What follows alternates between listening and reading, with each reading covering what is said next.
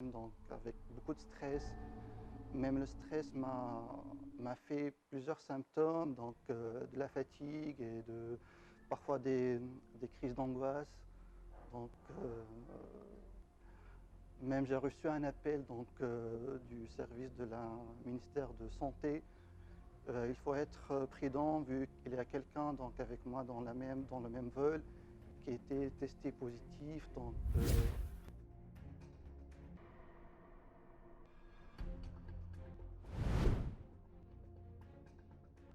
Alors la partie du Covid, vu la situation sanitaire, j'étais en mission à Bordeaux et du coup vu la situation sanitaire et avec le télétravail, j'étais obligé de retourner en Tunisie pour effectuer le télétravail ici pour profiter de la situation.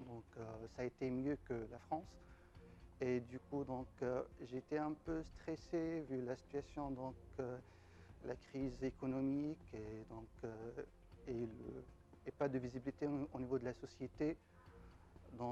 Du coup, après, il y a eu un arrêt de mission, fin avril. J'étais un peu stressé pendant le confinement, j'ai vécu 2 périodes de confinement. Une période de 2 semaines en France au fin du mois de février. Au début du confinement, puis j'ai décidé de faire le confinement en Tunisie, chez ma famille. Dès que de l'aéroport, j'ai retourné en Tunisie le 12 mars. De l'aéroport directement à domicile, j'ai resté avec un autoconfinement de 14 jours. Et du coup, j'étais un peu stressé avec le couvre-feu et les conditions sanitaires. Je me suis concentré dans les infos liées au Covid, même plus que mon travail. Et après, j'ai terminé mes 2 semaines avec beaucoup de stress. Même le stress m'a fait plusieurs symptômes, de la fatigue et parfois des crises d'angoisse. Donc, euh, Même j'ai reçu un appel du service de la ministère de Santé. Il faut être prudent vu qu'il y a quelqu'un avec moi dans le même vol qui a été testé positif. Beaucoup de stress, mais après l'autoconfinement de 14 jours, je me suis revenu un peu dans ma vie quotidienne. Et du coup, plus ou moins, je me suis concentré dans le travail, mais vu après la situation économique, la société a décidé de faire une rupture de la mission. Et du coup, après, je me suis un peu stressé puisque je n'ai pas de visibilité.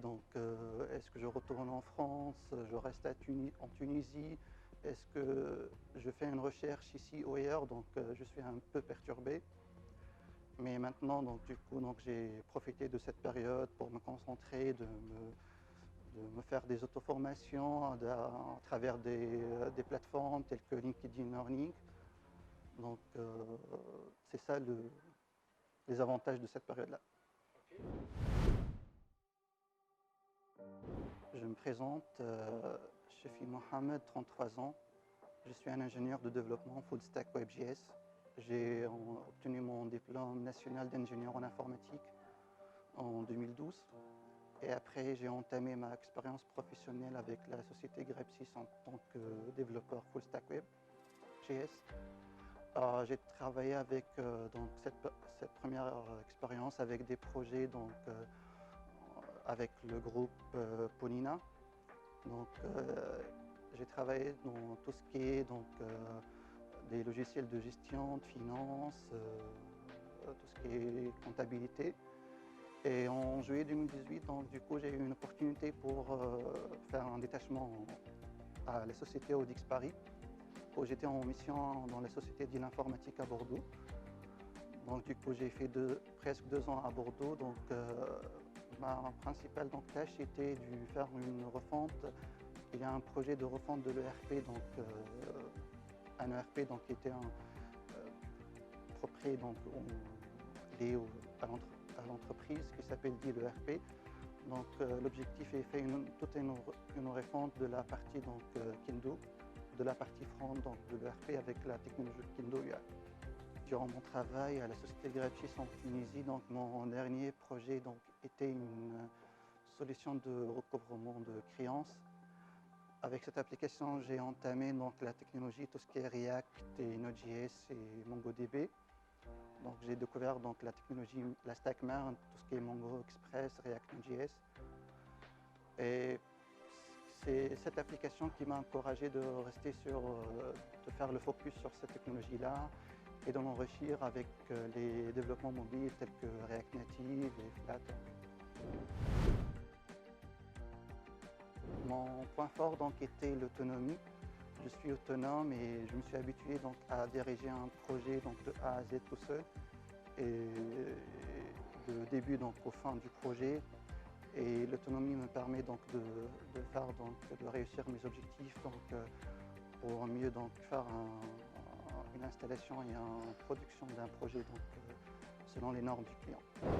Alors un point fort personnel était donc le calme. Donc, je me suis donc un peu calme donc, pour gérer donc, les situations urgentes et pour gérer le stress vu la charge du travail. Donc, il faut être calme pour satisfaire donc, les besoins du client et pour mieux donc, livrer une bonne donc, qualité de code et de l'interface de l'application, n'importe quelle application.